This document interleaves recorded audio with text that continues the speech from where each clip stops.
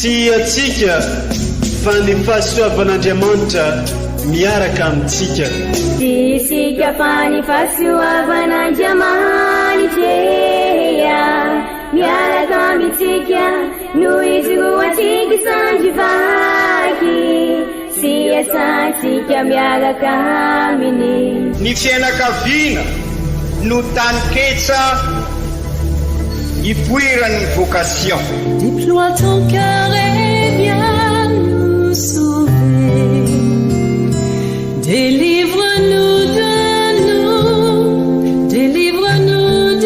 tout. Fasisika tokoa fa ny fahasoavan'Andriamanitra miaraka amintsika. Isika fa ny fahasoavan'Andriamanitra miaraka amintsika noho izy roantsika sandrivaky siasantsika miaraka aminy.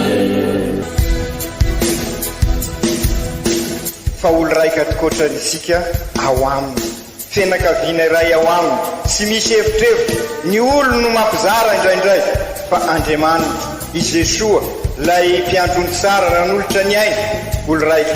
Ary ao amin'ny fiangonana ao amin'ny eglizy dia sambatra antsika mahasapa an'izay.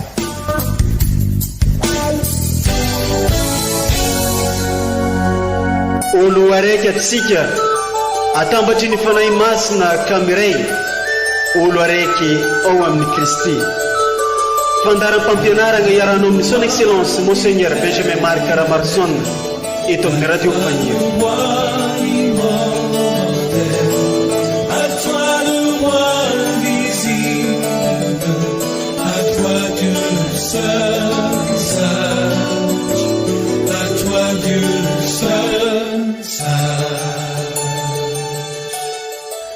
Jereo ry Andriamanitra mpanao soanay, todio ny tavan'i Kristy zanakao, andro ray ao ankianjanao dia tsara no ny arivo lavitranao.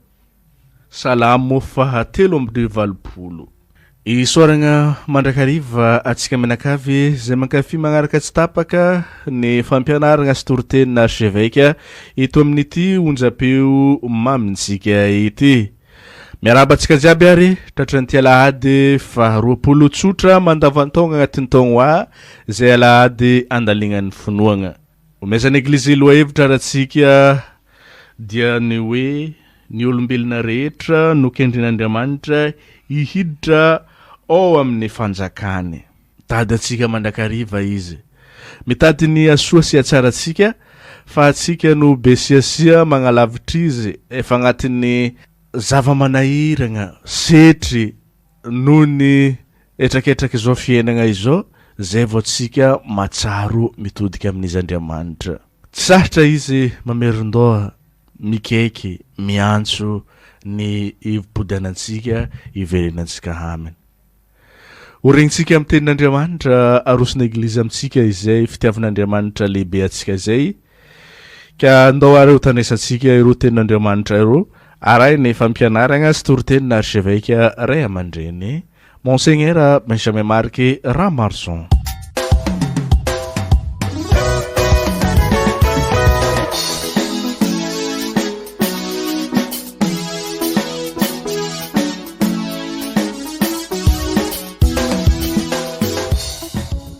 Boky izay ampaminany izao ny lazain'ny tompo, tandremo ny hitsiny ary araho ny rariny, fa efa kaiky ny famonjeko ary efa iseho ny fahamarinako.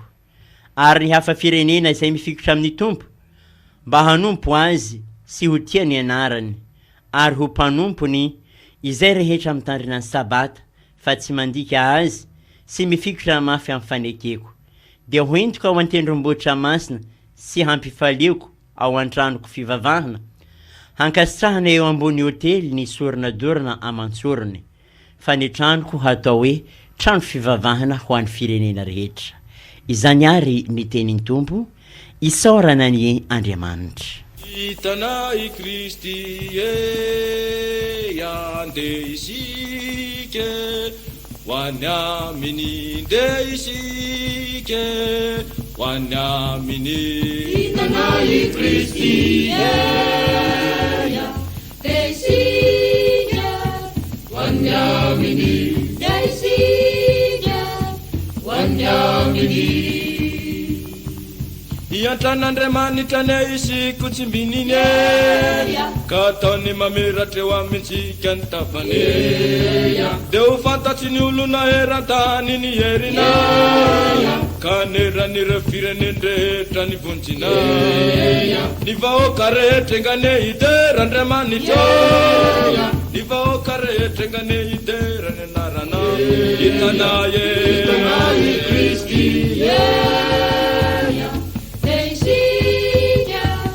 Wanyamini Daisika Wanyamini fanitany volena tsy misy za tsy mamokatra Andriamanitra manko Andriamanitsika mitsimbina engane ka hitsimbinatsika hatrany Andriamanitra ka ho masina erany vazantany ny anarany vonina hitrany ho any ray nandefa ny zanany zay nomena nasoavany antsika no ny fitiavany hitanaye Kristy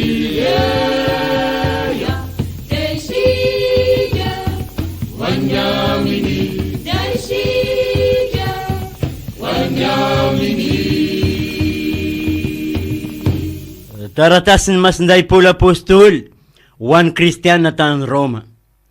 Aminareo jentily havana no itenenako amin'ny maha apôstôly ny jentily ahy dia manome voninahitra ny fandraharahana nomena ahy iaho mba hahavelom-pialonana amin'ireo tapako sy hamonjy ny sasany amin'izy ireo raha azo atao. Raha ny faniriana azy ary no fampihavanana an'izao tontolo izao, hanao ahoana kosa ny fandraisagna azy? Tsy ho fitsanganako velona va? Satria tsy misy anenenany ny fanomezan-tsoa sy ny fiantsoan'Andriamanitra. Fa ianareo fahiny mba tsy nanaiky an'Andriamanitra ihany. Nefa noho ny nanaiken'izy ireny dia nahazo famindram-po ankehitriny. Toy izany koa izy ireny ankehitriny. Tsy manaiky an'Andriamanitra izy, nefa noho ny famindram-po azonareo dia hahazo famindram-po torak' izany koa.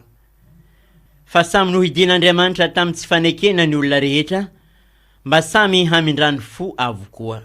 Izany ary ny tenin'ny Tompo, isaorana ny Andriamanitra.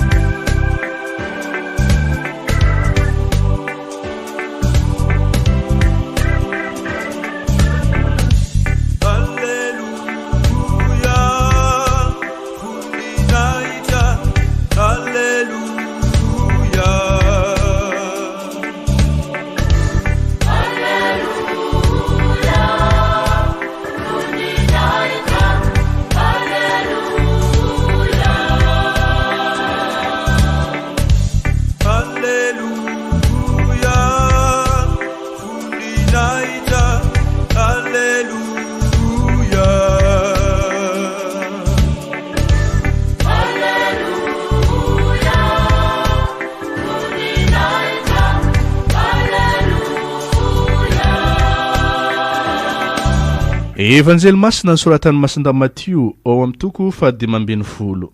Tam'izany andro zany, i Jesua dia nankany amin'ny faritany Tira sy Sidona, ary indro nisy vehivavy Kananeana nankiray nivoaka avy amin'izany tany zany. Ny antsoany somafy nanao hoe, mamindrafo amiko ry Tompo zanaky Davida, fa ampijalian'ny demony mafy loatra ny zanako vavy. Fa tsy namaly azy Jesua na dia indray mbava haza. Dia nagnatony ny angavy taminy ny mpianany nanao hoe, roa izy fa mikiakiaka magnaraka atsika. Aro navaliny azy, tsy nirahigny afa-tsy amin'ondry very amin'ny taranak'i Israely aho. Fa nagnatony ihany ravehivavy ka niankohoka teo agnatrehany, ary nanao hoe, Tompo vonjeo aho. Nefa novaliany hoe, tsy mety ranomofonjaza no alaigny ka tsipy ho agny amin'ny amboa. Aroy ravehivavy, marigny zegny Tompoko, nefa ny amboa kely mba mihinagna ny sombosombiny latsaka amin'ny latabatry ny tompony ihany. Dia namaly Jesosy ka nanao taminy hoe raha vehivavy lehibe ny finoanao aoka ho tanteraka aminao araka izay renao. Dia sitragna tamin'izany ora izany ihany ny zanany vavy. Izany ary ny tenin'ny Tompo, dia raha neo anao ry Kristy.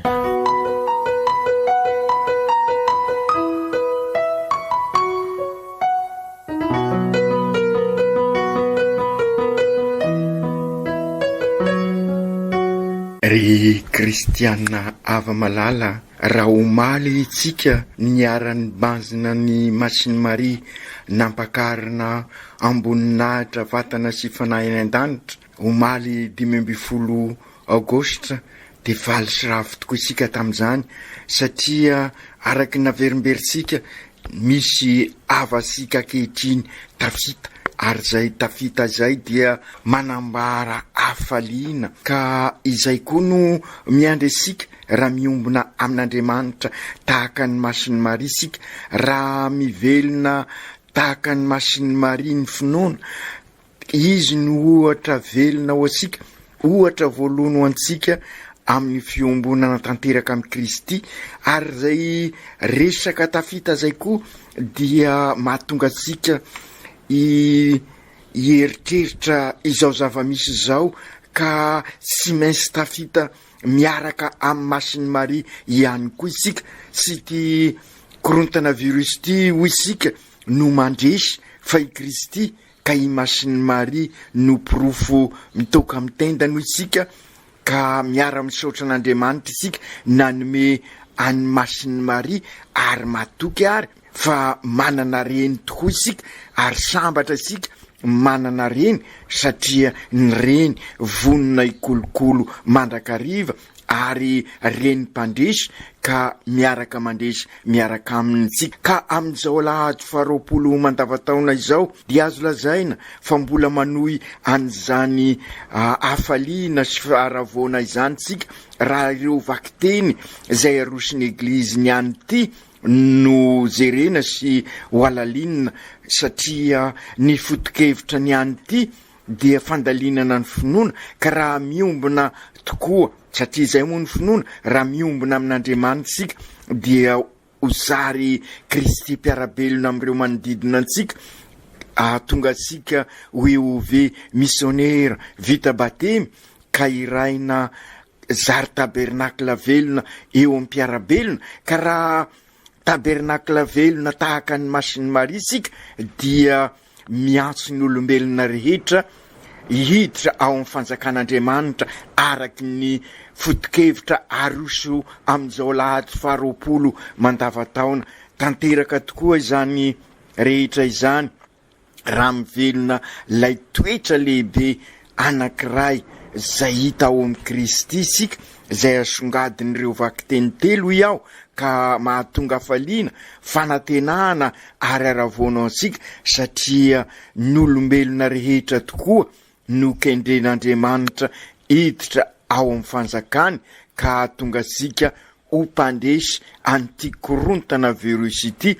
Raha nahary asika tokoa manko Andriamanitra dia nahary asika hitovy endrika aminy, ka ny vocation sika zany dia io vocation ny Masiny Maria io ho sambatra miaraka aminy, andresy any rasy rehetra, fa indrindra ity korontana virus ity. Ny voninahitr'Andriamanitra dia isika ho velona fa sanatria ho maty, ka noho izany averina indray sy ity korontana virus ity no andresy fa ny fiainana ary ny aina, ka sambatra sika miaraka amin'Andriamanitra. Ary izay no tian'ny Eglizy ho sapasika ary amin'izao Alahady 20 mandavataona, manaraka ny nampiakarina any Masiny Maria any an-danitra, ndeha ary ho alalinsika fohifohy ireo vakiteny telo arosiny Eglizy am'izao alahady izao, ka ivelomatsika n'izany finoana izany, amakivaky isika an'ity herinandro vaovao ity miaraka amin'ny Masiny Maria mpandresy, ka andresy miaraka amin'ny Masiny Maria isika. Amin'ny vakiteny voalohany ao amin'ny Isaia 54 amin'ny fizarana 7, rehefa niverina tokoa ny vahoakan'Andriamanitra voasesitany avy tany Babilôna ho an'ny Jerusalema, dia nanovo hafaliana sy fanantenana izy ireo, satria raha ny fikitra amin'ny Tompo dia tafaverina amin'ny tanindrazany. Ka izay indrindra ry kristianina havana, ny famonjena sy ny fahamarinana dia ho an'ny vahoaka tokoa raha mifikitra amin'ny Tompo, hoy Isaia mpaminany. Fampianarana lehibe ho ansika tokoa ary zany. Inona moa ny dikany hoe mifikitra amin'ny Tompo, fa sy ilay finoana nananany Masiny Maria, ary de izay indrindra amin'izao andro sarotra izao, izay azo lazaina fa mitovy amin'ny sesitany, ady sarotra amintsika tokoa izao etrentsika mikorontana virus izao, toy ireo zody voasesitany isika, potika ny zavatra rehetra ho isika, mikorontana ny repera sy ny sotoavina, mandrafitra ny fiainantsika. Ka eo indrindra no mampianatra sika Isaia mpaminany, ary averimberin'ny Papa matetika raha teo hoy izy, si Jesoa no matory na Andriamanitra no lavitra, fa ny finoansika no matory, ka foazo ary ny finoansika dia vovonsika. Ka izay indrindra mifikira amin'ny Tompo isika, na inikidona na inikiatra, dia ny Tompo no amonjy isika. Ary izao ny tena vaovao lehibe, vaovao mafaly sy mialin-jafy ny tranoben'Andriamanitra ho Isaia ao amin'io vakiteny voalohany io. Trano fivavahana ho an'ny fireneny rehetra ny tranon'Andriamanitra, mianso asika tokoa Andriamanitra, ary ho ravoravo sy ho falitsika, ary zay no ambarasika hoe lalan'ny hafaliana, ary de manantena sika fa ho avy zay lalan'ny hafaliana izay. Ary izay mo ny tanjona fa sy ny hoe ny fizaliana marina sy nandalo tamin'ny fizaliana i Jesoa, ary hitasika izany tamin'ny sika namakafaka ny fiovana tare, fa ny fiovana tare manambara an'izay fandresen'ny Kristy izay. Ka raha tisika ry kristianina havana iombona amin'ny Masiny Maria ao amin'ny voninahitr'Andriamanitra, anana an'izay fandresena izay ao amin'ny voninahitry ny Trinité Masina, hiditra amin'ny tranoben'Andriamanitra, dia mananatra sika tokoa Isaia mpaminany, tahaka ny nananarany ny vahoaka tamin'ny fotoan'androny, hoy indrindra Isaia mpaminany. Tandreminy isiny ary arao ny rariny, fa efa akaiky ny famonjeko, ary efa iseho ny fahamarinako, ary ny hafa firenena zay mifikitra amin'ny Tompo mba hanompo azy sy ho tia ny anarany, ary ho mpanompony zay rehetra mitandrina ny sabata, fa sy mandika azy sy miraikitra mafy amin'ny fanekeko, dia hoentiko atendrim-bohitra masina sy ampifaliako ao an-tranoko fivavahana ankasitrahana eo ambony hotely ny sorony ny dorana amantsorony, fa ny tranoko atao hoe trano fivavahana ho an'ny fireneny rehetra. Mitondra fanantenana zany afatry ny Isaia mpaminany zany amin'izao andro sarotra diavisika izao. Inona ary ny toetra tokony ananatsika hoentsika miroso amin'ny maha Kristy mpiarabelona antsika amin'ireo manodidina antsika, ahatonga sika hoe missionnaire Kazary Tabernacle velona tahaka ny Masiny Maria, fa indrindra ahatonga sika andesy an'ity korontana virus ity sy na falay toetra ambaran'ny evanjely amintsika amin'izao lahady izao.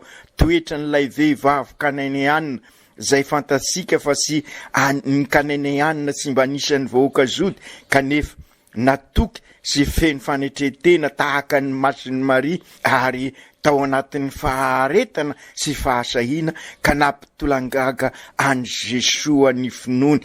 Ary dia izay koa no toky ho antsika miatrika an'ity korontana virus ty ao anatin'ny faharetana, ao anatin'ny fanetretena, ao anatin'ny fahasahina, ao anatin'ny fitokisana an'Andriamanitra. Antitra terin'le Jesoa fa lehibe tokoa noho izany ny finoan'ilay ravehivavy kananianina ka nilazany hoe oko tanteraka aminao araky ny fandrinao.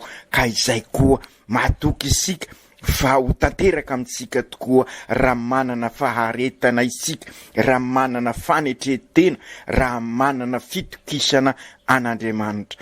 Ry kristianina havana, ny finoana zay midika fitokisana an'Andriamanitra arak'izay voalaza sika zay no natonga an'ity vehivavy kananianina ity ho voavonjy ny zanany, samy masapa isika fa mitovy miatrika izany koa isika am'izao.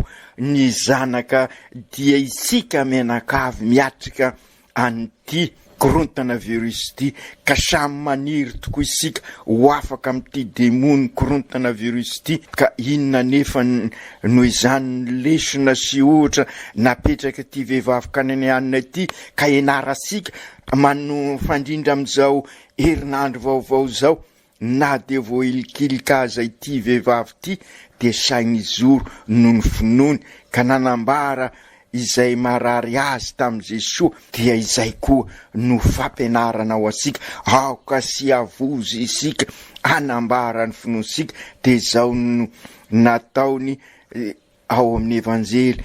Nanantona ihany raha vehivavy ka nienkoka teo anatrany Jesoa ary nanao tamin'i Jesoa hoe tompo vonjeo aho.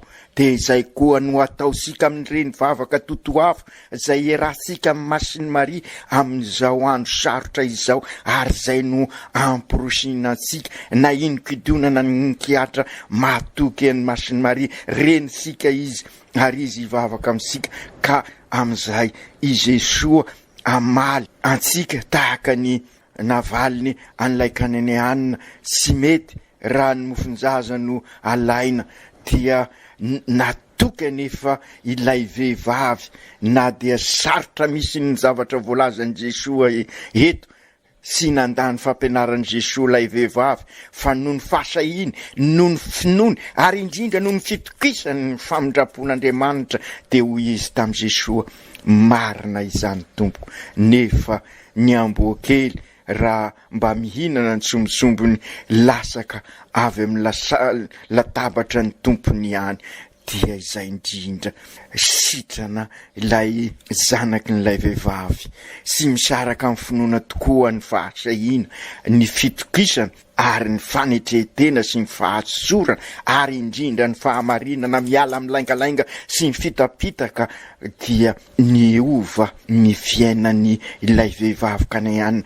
Tena ny fanozo tamin'i Jesoa izy, ary zay izy ny fanozo tamin'i Jesoa zay no nasitrana azy, ary de zay koa ny fampianarana ao antsika ny kristianina havana, ary zay ny maheove missionnaire manana fahasahina, manana fitokisana, manana fahatsorana, mizoro amin'ny fahamarinana. Mila izany tokoa ny fetresika an'ity korontana virus ty, ary manana modely isika, satria ny atao hoe fahasahina dia manambara fa martiry mizoro ho vavolombelona, ary dia anisan'izany i Victoire Somanarivo, lay olo sambatra malagasy voalohany zay ankalazaisika Zoela ny fetiny, zay nijoro ankasahina rehefa lasa leo missionnaire ka nanambara ny finoany ary nampitatra ny fanjakan'Andriamanitra. Toa zany koa ary Lucien Botovasoa nampitolagaga an' Jesoa ny valitenin'ilay vehivavy, fantatra an' Jesoa fa tiany ny ampibaribary amintsika, fa natao ho an'olona rehetra tokoa ny finoana, fa sy ho an'olona visivisosiny. Matetika misy milaza hoe sy fomba anay izany, natao an'olona rehetrarehetra, ary zay finoana izay no mitondra amin'ny famonjena. Raha mandray ny fanomezan'Andriamanitra isika ka mamaly azy, de izany natao hoe finoana ry kristianina havana. Ary ho antsika rehetra mamaky izao fampianarana izao, dia oko ho fantatra sika fa fanomezan'Andriamanitra ny finoana ho an'izay rehetra miaino an'izao fampianarana izao de fataro fa fanomezan'Andriamanitra maimaim-pona ny finoana ka hitalao sika isan'andro fandrindra amin'izao andro mavesatra iainasika izao. Ireo apôstôly aza zay tena akaiky tamin'i Jesoa dia nilaza hoe ampitomboy ny finoanay maika ve isika zay azo lazaina fa marefo ary malemy ny finoansika fa indrindra miatrika an'izao zavatra izao de matokisa isika fa ampitomboin'Andriamanitra ny finoansika ary sy mila finoana mampitolagaga fa araky ny ohatra nomesika teo dia tahaka ny olona rehetrarehetra i Lucien Botovasoa, tahaka ny olona rehetrarehetra i Victoire Somanarivo, ary zay no ambaran Jesoa efa nidimisika teto fa na dia bitika toy ny lanin'ny vai aza ny finoana dia mampiova zavatra maro, na dia tahaka ny voasinapy aza izy dia fantatra sika araka ny fanoharana taon Jesoa raha vela mitombo izay finoana izay de ny voro manidina avy no alokaloka, zany hoe ny olona zay mety ho kivy eo amin'ny fiainana ary de indrisy maro izy ireo fa isika manana ny fanantenana dia mitonga mialokaloka amintsika, zany hoe mifikitra amintsika ary mahafantatra an Jesoa satria ny fiainansika mampiseho an'izay finoana zay, zany hoe mahay mampitrotra ny finoana sy ny fiainana andavanandro sika ka raha ao ny finoana tsy miala koa ny fanantenana ary rehefa ao ny fanantenana dia feno fitiavana isika sy misaraka ireo telo reo hoy i Masindahy Paoly mampianatra sika mino ary sika sy matoky sika fa ity vehivavy voalaza ao amin'ny evanjely ity raha saina anatona an Jesoa de efa nahay nampitrotra ny finoana sy ny fiainana andavanandro isika satria sy misaraka ny finoana sy ny fanantenana zay hita miariary tamin'ny toetran'ilay vehivavy matoy izy say ny zoro ary nahafoy tanteraka zay ny fitiavana izay ny tena fitiavana de sy misy takalo fahafoizana ary sy fitadiavana tombony amin'ny atao rehetrarehetra fa maimaim-pona ka io no hitan'ny Jesoa ka natonga an Jesoa namaly ka nanao taminy hoe raha vehivavy lehibe ny finoanao oko tanteraka aminao araka izay renao ka izay koa matoky isika raha miaina an'izay finoana izay dia hositran'ny Jesoa tokoa isika ka potipotehany famindrapon'Andriamanitra ity korontana virus ity ka hiverina amin'ny lony ny zavatra rehetra ka izay ny matao hoe EOV missionnaire iraina ka ampizoro tontolo iainana zay ampivelatra ny zavaboary ka hatonga ny tontolo mpiainatsika hivelatra ka ampivelatra ny maolona manontolo sy ny olon-drehetra ka ao koa ny ampivelatra ny tontolo mpinoansika ka aizasika midera sy manome voninahitra an'Andriamanitra tahaka ny Masiny Maria, tahaka ny Victoire Somanarivo, tahaka ny Lucien Botovasoa ka raha maheno izany sika dia samy maniry tokoa ary hositran'ny Jesoa amin'ity arety mandoza ity.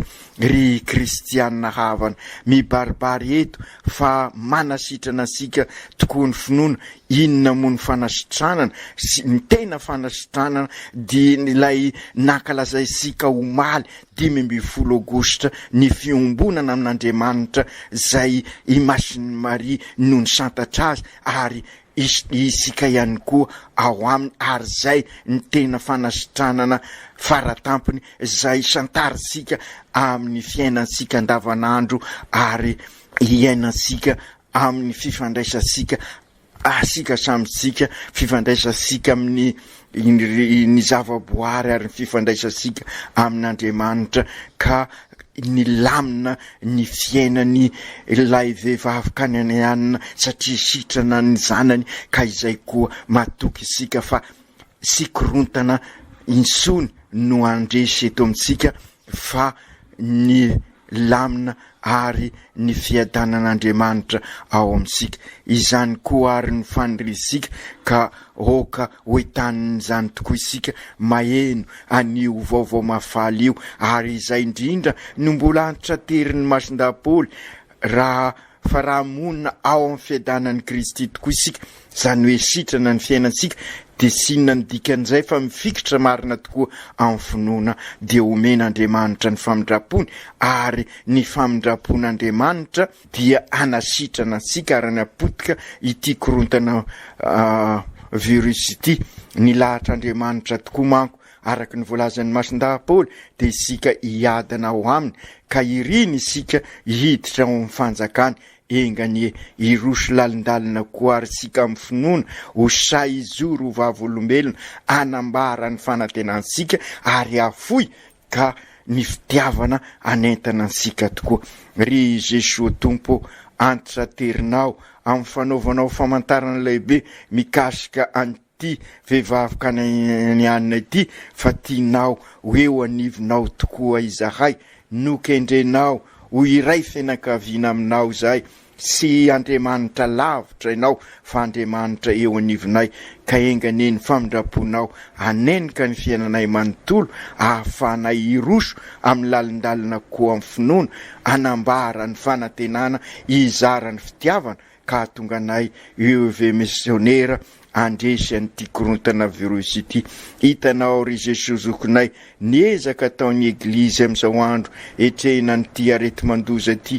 Hitanao ny ataon'ny papa, ny ataon'ireo kristianina sotra ihany koa, ka engany hiasa izahay anasoan'ireo manodidina anay, ifamisimbina izahay hiara-misalay hiady amin'ity fahavalo sy tamaso manakorontana ny fiainanay ity, ka ho taranaka manorina tokoa izahay, manorina tontolo iainana zay ampivelatra ny zavaboary, hiezaka hanorina tontolo mpiainana ampivelatra ny maholona manontolo sy ny olon-drehetra, hiezaka hanorina tontolo mpinoana ka afanay midera sy mankalaza an'Andriamanitra amin'ny fiainanay, ka hay ampitrotra ny finoana sy ny fiainana tokoa izahay, ka OEOV missionnaire. Aoko tanteraka izany amin'ny anaran'ny Ray sy ny Zanaka sy ny Fanahy Masina. Amen.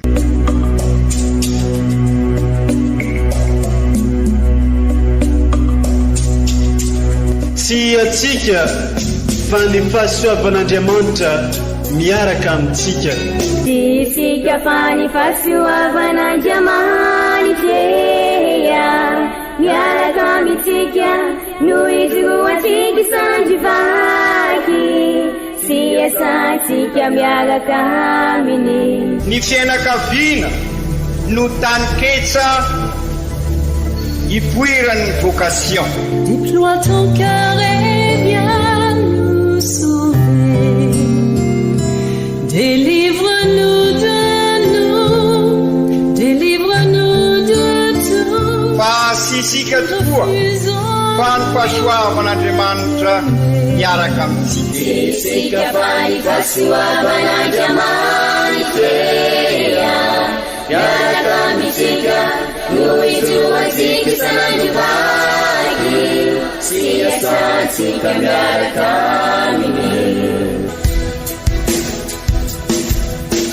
Fa olo raika tokoatran'isika ao aminy, fianakaviana iray ao aminy, sy misy hevitrevitra. Ny olo no mampizara indraindray, fa Andriamanitra i Jesosy lay mpiandrony tsara ranolotra ny aina, olo raika ary ao amin'ny fiangonana, ao amin'ny eglizy, dia sambatra sika mahasafa an'izay.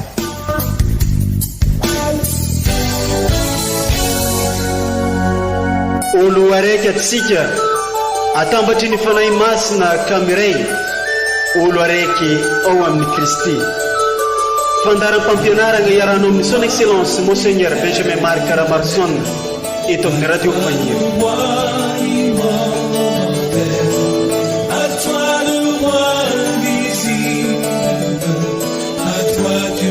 Sir.